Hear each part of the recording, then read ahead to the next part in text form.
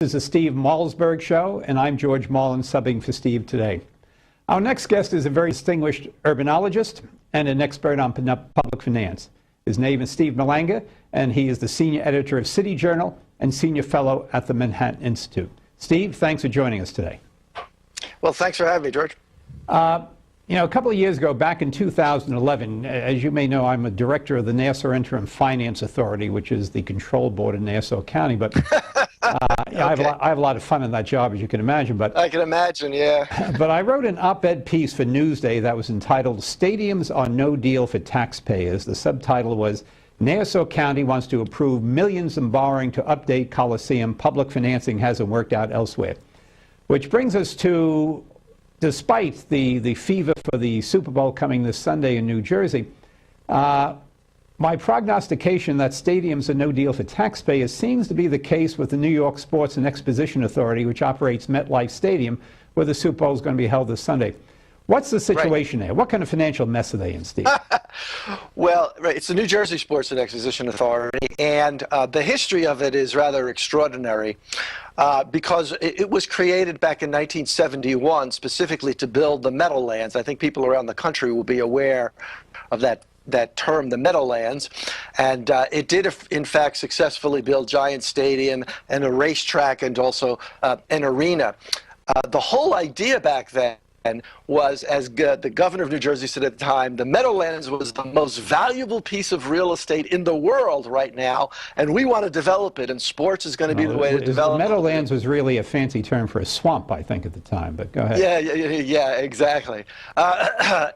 And so at the time, they predicted that building the stadium there and the racetrack, that virtually a small city would be built up around it of residential and commercial uses, that they were negotiating with a theme park operator to come in and build a second Disneyland there, and that by the time they were done, it would all rival Manhattan as the core of the greater New York area.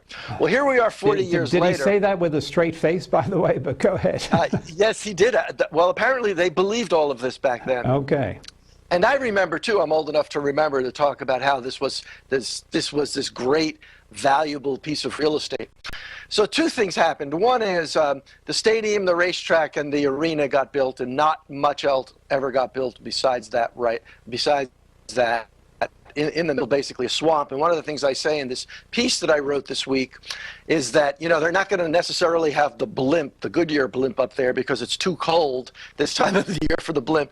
But if it was up there and they did a panoramic shot, you would basically see the stadium, and then you would see this old, worn-out arena, this track that's on the verge of being closed down. They're looking to make it into a NASCAR racetrack. And then you would see next to it this bankrupt retail establishment called Xanadu that they've put hundreds of millions of dollars into to try once again to get their development going in the area. And aside from that, you wouldn't see much more than swamp and some factory warehouses. Now, so the economic development has been minimal. And they have about $800 million in debt, is that correct? Are they making principal and interest payments on time? Yes, that's the real crime here, is that over the 40 years, they've managed, although they originally said that this was going to cost about $200 million in a public debt to build these things, and then all this investment would pour in. That was the phrase that the governor used at the time. Instead, they've spent $800 million on these facilities and others that they were giving authority, a bonding authority. The Sports Authority is insolvent. It was losing money as of a couple of years ago. Christie is basically disbanding the authority.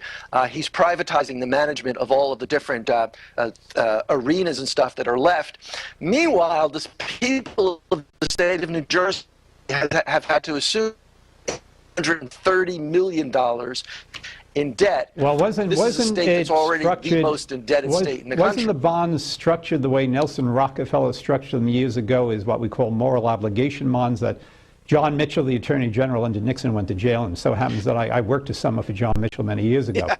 But right. He was the great genius behind this. So all this debt, is there still the moral obligation of the state of New Jersey behind it?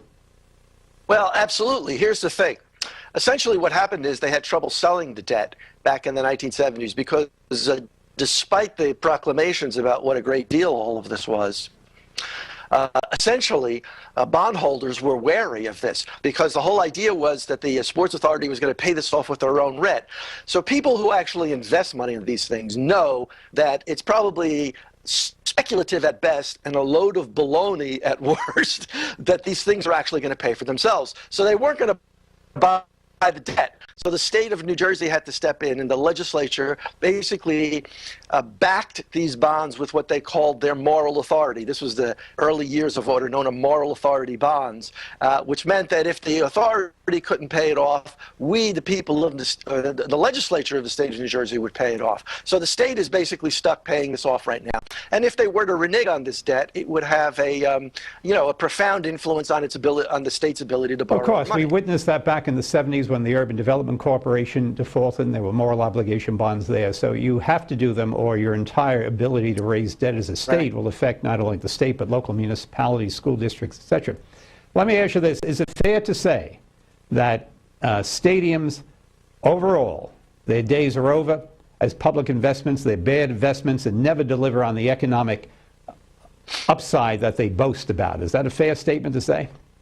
No, and the reason it's not, George, is because although taxpayers have become wary of these investments and have consistently voted them down, politicians continue to find ways around taxpayer approval of these bonds, oftentimes with the complicity of the courts. And so you have the case, for instance, in Miami, where the stadium that was built for the Miami Marlins essentially was voted down by the taxpayers, and yet they used different kinds of gimmicks, and you're familiar with some of these gimmicks. I am indeed.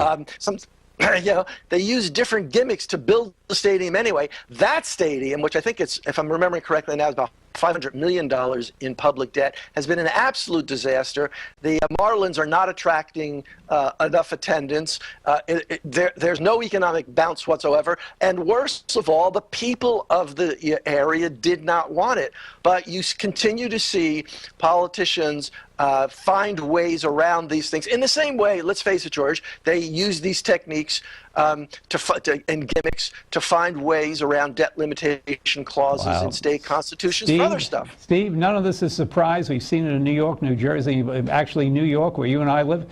We sort of led the way in this type of abuse. Steve, I want to thank you for joining us today and uplifting our day about the Super Bowl here. Thanks so much. Okay, thanks, George. Coming up in our next segment, I'm going to be talking again to the Malzberg panel featuring Congressman Pete Hoekstra and Newsmax chief political columnist John Gizzi. I'm George Marlin, subbing in for Steve Malzberg. This is Newsmax TV. Welcome back. This is the Steve Malzberg Show, and I'm The Steve Malzberg Show.